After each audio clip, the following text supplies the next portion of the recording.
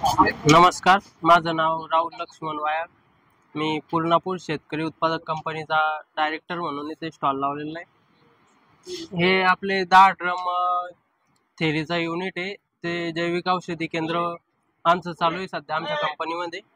त्यामध्ये 10 प्रकारचे ड्रम आहे, 10 प्रकारचे औषध यात 10 ड्रमामध्ये आहेत. 5 ड्रम हे आपले फवारणीचे ड्रम आहेत आणि 5 ड्रम हे आपले ड्रिपना सोडायचे ड्रम आहेत. तर मी एक एक ड्रमचं माहिती सांगतो. पहिला ड्रम आहे आपला ह्युमिक ॲसिडचा. ह्युमिक ॲसिड हे पांढऱ्या मुळ्याची वाढ करतं, माती सुपीक करायचं काम करतं, जमीन भुसभुशीत करायचं काम करतं आणि याचं एकरी प्रमाण आपलं 10 लिटर. तर याचा उपयोग म्हणजे कशा पद्धतीने केला जाऊ शकतो? की ठिबकद्वारे सोडू शकता की ठिबकद्वारे सोडू शकतो आपण, पाण्याद्वारे पण देऊ शकतो. अच्छा. आणि काय म्हटले, माती भुसभुशीत करणे आणि पांढऱ्या मुळ्यांची संख्या वाढवणे. पांढऱ्या मुळांचा उपयोग कशासाठी होतो? की बा आपल्या झाडाला जी आवश्यकता असते अन्नद्रव्याची ती शोषून घेण्यासाठी पांढऱ्या मुळ्यांची आवश्यकता असते. चालेल. आणि नेक्स्ट ड्रम नंतरचा आपला फुलविक ॲसिडचा ड्रम. हा फुलविक ॲसिडचा ड्रम सेकंड सन म्हणून काम करतो. म्हणजे जेव्हा वातावरण ढगाळ असतं, प्रकाश संश्लेषण क्रिया व्यवस्थित होऊ शकत नाही, त्यामुळे फुलविक ॲसिड दिल्यानंतर प्रकाश संश्लेषण क्रिया जलद गतीने होते. अच्छा. तर आता मला प्रश्न असा आहे की जे फुलविक ॲसिड आहे किंवा ह्युमिक ॲसिड आहे, तर यांच्यामध्ये असे कोणकोणते घटक आहेत ज्यामुळे जमिनीला किंवा आपल्या पिकांना फायदा होतो? यात ह्युमिक ॲसिड म्हणूनच घटक आहे आणि यात फुलविक ॲसिड म्हणून घटक आहे. आता जसं मी अगोदर बोलताना तुम्ही सांगितलं की हे नैसर्गिकरित्या आपण तयार करतो, तर असे कोणकोणते घटक वापरले जातात जे तसे आपण नैसर्गिकरित्या घटक नाही वापरत, फक्त जैविक कल्चर भेटतात. अच्छा. Humic acid, फुलविक acid. ओके. जैविक पद्धतीने. ओके, चालेल. याचा फायदा काय म्हणले? हा सेकंड सन म्हणून काम करतो. प्रकाश संश्लेषण क्रिया जलद गतीने होते ढगाळ वातावरण असल्याने सुद्धा. ओके, चालेल. नंतरचा आहे आपला DF1 द्रावण. DF1 म्हणजे आपल्या यात मायक्रोन्यूट्रंट आहे, जे पिकाला आवश्यक दुय्यम मायक्रोन्यूट्रंट अन्नद्रव्य असते ते आवश्यक असते पिकाला. ते ह्या ड्रमामध्ये झिंक, फेरस, मॅग्नेशियम, बोरॉन इत्यादी यात मायक्रोन्यूट्रंट अवेलेबल आहे. चालेल. नंतरचा आहे आपला डिकम्पोजर द्रावण. डिकम्पोजर द्रावण आपल्या जमिनीची 1 फुटापर्यंत माती भुसभुशीत करायचं काम करतं.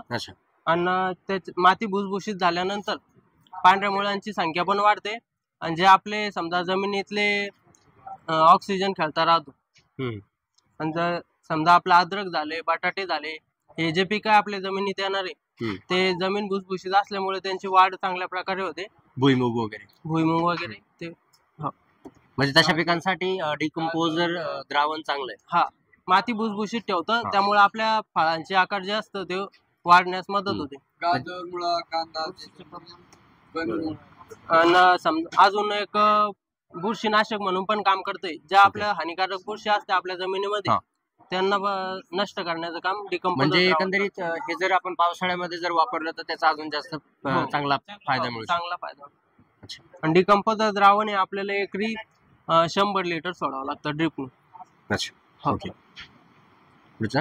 नंतरचा आपला सप्तधान्य स्लरी. हा जे आपल्या जमिनीमध्ये मायक्रो ऑर्गॅनिझम असते त्यांचं अन्न म्हणून हे काम करतं. ओके. तर ते सूक्ष्मान्न जे आपले घटक असते जमिनीतले त्यांचं अन्न म्हणून हे काम करतं. आणि जमिनीत असणारे सूक्ष्मजीवांची वाढ सुद्धा सप्तधान्य स्लरी करतो. ओके. जे की पिकासाठी फायदेशीर आहे. पिकाला जे आपल्या अन्न आवश्यक असतं हे सूक्ष्मजीव अवेलेबल करून देते आपल्या पिकाला. ओके.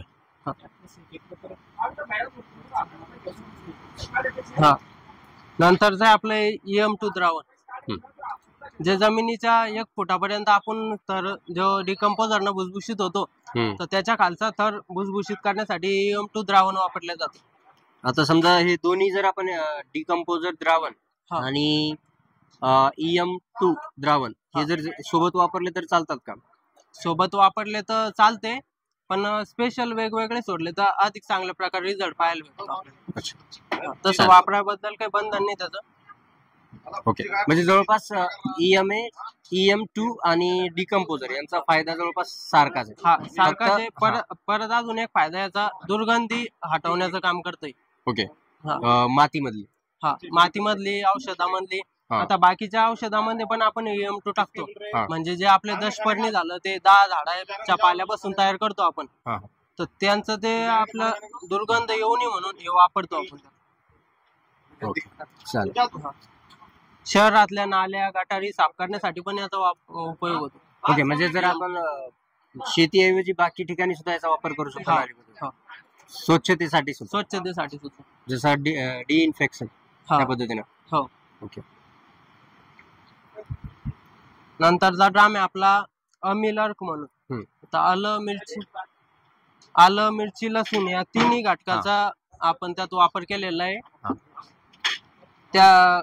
याच्यात यामधून आपल्याला समजा हे फवारणीचा ड्रम आहे आपल्याला. आपण याची 150 ml per litre of water फवारणीतून घेऊ शकतो. ओके, तर याचा फायदा कशा पद्धतीने होतो? त्याचा फायदा आपल्याला मावा, तुडतुडे, पांढरी माशी, उडद्या रोग एक तो पण यापासून समजा नष्ट होतो. याची फवारणी करावी लागते. हा फवारणीतून घ्यावं लागतं. ओके, हे तिन्ही ड्रम जर फवारणीतून सोबत घेतले तर आळी, पांढरी माशी, तुडतुडे, मावा, संपूर्ण प्रकारचे कीटक आपल्या पिकावरचे नष्ट होते.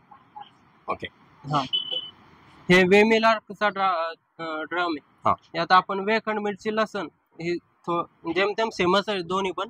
आणि हे कोणत्या पिकासाठी म्हटलं तुम्ही? सर्व पिकासाठी आपण याचा उपयोग करू शकतो. ओके, नंतर आपला दशपर्णी 10 झाडांचा पाला आपण एकत्रित करून हे द्रावण बनवलेलं आहे. नंतरचा आहे आपला देशी केल. हे एक टॉनिक म्हणून आपण याचा उपयोग करू शकतो की ज्यामुळं फुलगळ फळगळ होत नाही आपल्या वनस्पतींची आणि आपल्या फळाला आकार आणि रंग असा व्यवस्थित आकर्षक दिसून येतो. ते याचा वापर पण आपण फवारणीतूनच करतो. तसेच आपण ठिबक आणि पाण्याद्वारे पण याचा एकरी 10 लिटर वापर करू शकतो.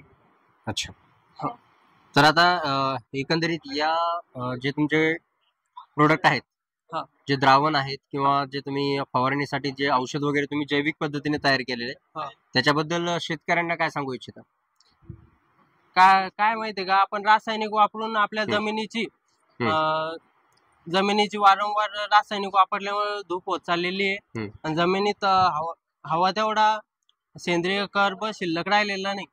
त्याच्यामुळं जमीन एकदम कडक आणि उत्पादकता कमी होते. कडक तर बनलेली आहे, उत्पादन पण फार मोठ्या प्रमाणात कमी झालेलं आहे. ओके, तर त्यामुळे जैविक जी औषधं आहेत ती वापरली गेली पाहिजे असं म्हणलं. ती वापरल्या गेल्या ना आपल्या समजा खर्च पण कमी होतो. ओके, आणि उत्पन्न थोडं आपल्या स्टार्टिंगला तर काही वाढणार नाही पण हळूहळू वाढण्यास मदत होईल आणि जमिनीत पण सुपीकता टिकून राहील. म्हणजे जमिनीची सुपीकता वाढायला थोडा वेळ लागेल पण एकदा सुपीकता वाढली तर या औषधांचा अजून चांगल्या प्रकारे तुम्हाला फायदा करून घेता येईल शेतकऱ्यांसाठी.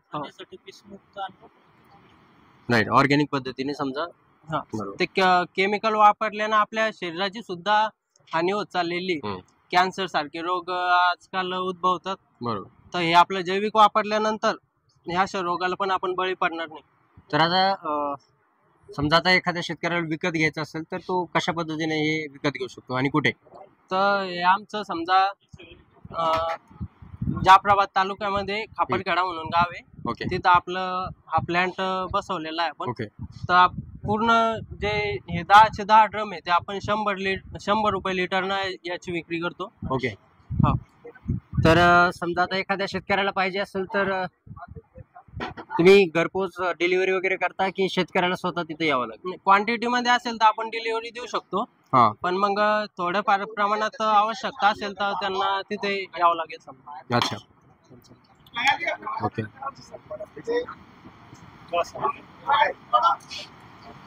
तुमचा मोबाईल नंबर सांगा जेणेकरून जर कोणाला बल्क मध्ये ऑर्डर पाहिजे असेल तर ते कॉन्टॅक्ट. 95 11 78 31 92.